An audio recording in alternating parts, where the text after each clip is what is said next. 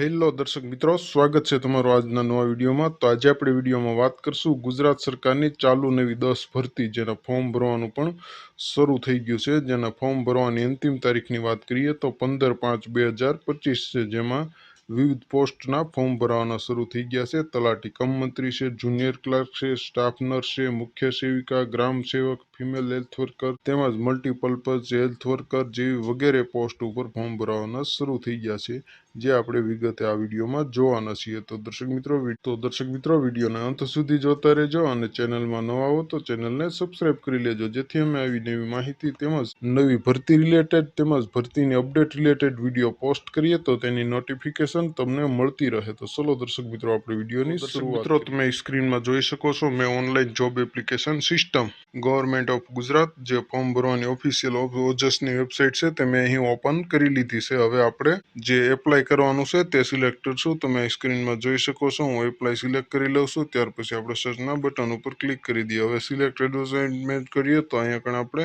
બે એડવર્ટાઇઝમેન્ટ હશે। અત્યારે ગુજરાત પંચાયત સેવા પસંદગી બોર્ડની ભરતી ચાલી રહી છે, તો આપણે તેના ઉપર ક્લિક કરી દઈએ। આપણે પંચાયત સેવા પસંદગી મંડળની જે ભરતી ચાલુ છે તે સિલેક્ટ કરી લીધો છે। હવે આપણે વિગતવાર એક એક ભરતી જોતા જઈએ। તો દર્શક મિત્રો તમે સ્ક્રીનમાં જોઈ શકો છો, સૌપ્રથમ લેબોરેટરી ટેકનિશિયન વર્ગ 3ની જે ભરતી છે તે ચાલી રહી છે અને બાજુમાં તમે જોઈ શકો છો 15/5/2025 જે ફોર્મ ભરવાની અંતિમ તારીખ છે અને ફીની વાત કરીએ તો 0 ફી ભરવાની છે આપણે। ત્યાર પછી અહીંયા તમે બાજુમાં એપ્લાયનું બટન પણ જોઈ શકો છો અને ડિટેલ પણ જોઈ શકો છો। ત્યાર પછી આપણે બીજી ભરતીની વાત કરીએ તો તમે દર્શક મિત્રો સ્ક્રીનમાં જોઈ શકો છો, સ્ટાફ નર્સ વર્ગ 3ની જે છે તે પણ ભરતી ચાલી રહી છે અને 15/5/2025 તેની છેલ્લી તારીખ છે ફોર્મ ભરવાની। એપ્લાયનું બટન અને ડિટેલ તમે બંને જોઈ શકો છો। ત્યાર પછી આપણે ભરતીની વાત કરીએ તો જે ત્રીજા નંબરની જાહેરાત છે વિસ્તરણ અધિકારી ખેતીવાડી વર્ગ 3ની છે, તેમાં પણ સેમ 15/5/2025 એપ્લાય અને ડિટેલનું બટન આપેલું છે। ત્યાર પછી ચોથા નંબરનો જે જાહેરાત ક્રમાંક છે પશુધન નિરીક્ષક વર્ગ 3ની લાઇવ સ્ટોક ઇન્સ્પેક્ટર ક્લાસ 3, તેની પણ સેમ 15/5/2025 જે ફોર્મ ભરવાની છેલ્લી તારીખ છે। ત્યાર પછી આપણે જોઈએ તો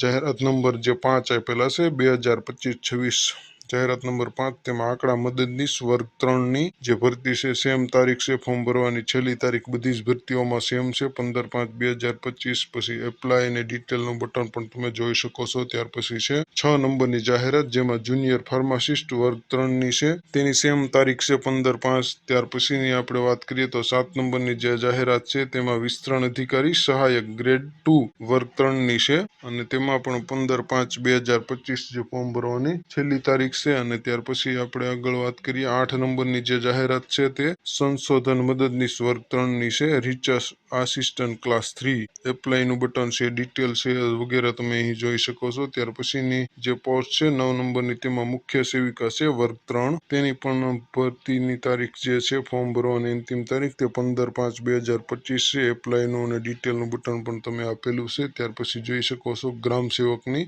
10 નંબરની જે જાહેરાત છે તેમાં ગ્રામ સેવક વર્ગ 3ની ભરતી છે, તેનો પણ 15/5/2025 ફોર્મ ભરવાની છેલ્લી તારીખ છે અને ફોર્મ ભરવાનું શરૂ થઈ ગયા છે। ફી 0 છે, એપ્લાય અને ડિટેલનું બટન છે, જે આપણે ડિટેલ એકાદી ભરતી આપણે જોઈ લઈશું ડિટેલમાં ફોર્મ ભરવાની તારીખ ને વગેરે। હવે આપણે નેક્સ્ટના બટન ઉપર ક્લિક કરીએ દર્શક મિત્રો, તો આપણે નેક્સ્ટ ઉપર ક્લિક કરી દીધું છે, ફરી પાછી નવી ભરતી ઓપન થઈ ગઈ છે, તમે સ્ક્રીનમાં જોઈ શકો છો મિત્રો। ત્યાર પછી દર્શક મિત્રો જે જાહેરાત નંબર 11 આપેલા છે 2025-26 જાહેરાત નંબર 11 ફિમેલ હેલ્થ વર્કર વર્ગ 3ની જે ભરતી છે તેની પણ ફોર્મ ભરવાની છેલ્લી તારીખ 15/5 અને એપ્લાય ડિટેલ ફી જે 0 છે। ત્યાર પછી 12 નંબરની જાહેરાતમાં મલ્ટીપર્પઝ હેલ્થ વર્કર પુરુષ વર્ગ 3 માટેની ભરતી છે। ત્યાર પછીની જગ્યાની વાત કરીએ આપણે તો જુનિયર ક્લાર્ક વહીવટી હિસાબી વર્ગ 3ની જે છે તેની બધી ફોર્મ ભરવાની છેલ્લી તારીખ બધું સેમ ડિટેલ છે। ત્યાર પછી આપણે બધા જે સૌથી વધારે રાહ જોઈ રહ્યા હતા ભરતીની તે ભરતી છે 14 નંબરની જાહેરાત ક્રમાંક છે 2025-26ની ભરતી છે અને ગ્રામ પંચાયત સેક્રેટરી એટલે કે તલાટી કમ મંત્રી શ્રી વર્ગ 3ની જે છે તે ભરતી છે, તેની પણ ફોર્મ ભરવાની છેલ્લી તારીખ 15/5/2025 છે। ત્યાર પછી 15 નંબરની જાહેરાત ક્રમાંક છે જેમાં અધિક મદદનીશ ઇજનેર સિવિલ વર્ગ 3ની ભરતી છે, એટલે કે એડિશનલ આસિસ્ટન્ટ એન્જિનિયરની ભરતી છે, તેમાં પણ ફોર્મ ભરવાની છેલ્લી તારીખ સેમ જ છે। ત્યાર પછી 16 નંબરની જાહેરાત જે નાયબ ચીટનીશ વર્ગ 3 ડેપ્યુટી ચીટનીસ ક્લાસ 3ની જે ભરતી છે તેમાં પણ સેમ છે બધું. તો દર્શક મિત્રો, આ 16 ટાઈપની તમે સ્ક્રીનમાં જોઈ શકો છો. 16 અલગ અલગ પોસ્ટ ઉપર ફોર્મ ભરવાના શરૂ થઈ ગયા છે અને તમે પણ આમાં ફોર્મ ભરી શકો. હવે આપણે વિગતવાર એકાદી ભરતીની ડિટેલમાં જોઈ લઈએ. તો મિત્રો, આપણે પંચાયત સેવા પસંદગી મંડળની જે છે તેમાં ગ્રામ પંચાયત સેક્રેટરી એટલે કે તલાટી કમ મંત્રીની આપણે ડિટેલમાં વિગતો જોઈ લઈએ. તો તમારે પણ ફોર્મ ભરવાનું હોય જે તે પોસ્ટમાં, તેની ડિટેલ તમે જોઈ લેજો અને ત્યાર પછી તમે ફોર્મ ભરી શકો છો. તો હું અહીંયા તલાટીના જે ડિટેલ છે તેના ઉપર હું ક્લિક કરી દઉં છું દર્શક મિત્રો. તો અહીંયા આપણે ડાઉનલોડ કરવાનું કહેશે નોટિફિકેશન, તો હું અહીંયા ડાઉનલોડ કરી લઉં છું દર્શક મિત્રો. અમે તમે સ્ક્રીનમાં જોઈ શકો છો પંચાયત સેવાની ગ્રામ પંચાયત સેક્રેટરી તલાટી કમ મંત્રી શ્રી વર્ગ 3ની કુલ 238 જગ્યા પર સીધી ભરતીથી ઉમેદવારોને પસંદ કરવા માટે ઓનલાઈન અરજીઓ મંગાવવામાં આવેલ છે. આ માટે ઓજસની વેબસાઇટ ઉપર 15/4/2025ના બપોરના 15 કલાકથી તે તારીખ 15/5/2025 રાત્રિના 12 વાગ્યા સુધી ઓનલાઈન અરજી કરી શકાશે. ત્યાર પછી આ ફોટો આપેલો છે 15 KB સાઈઝ હોવી જોઈએ વગેરે, એ કાંઈ આપણે જોવાનું છે નહીં. ભરવાપત્ર જગ્યાઓની વિગત આપણે હવે જોઈએ દર્શક મિત્રો. તમે સ્ક્રીનમાં જોતા રહીજો દર્શક મિત્રો. અહીંયા કણ આપણે જિલ્લા વાઇઝ જગ્યાઓ આપેલી છે.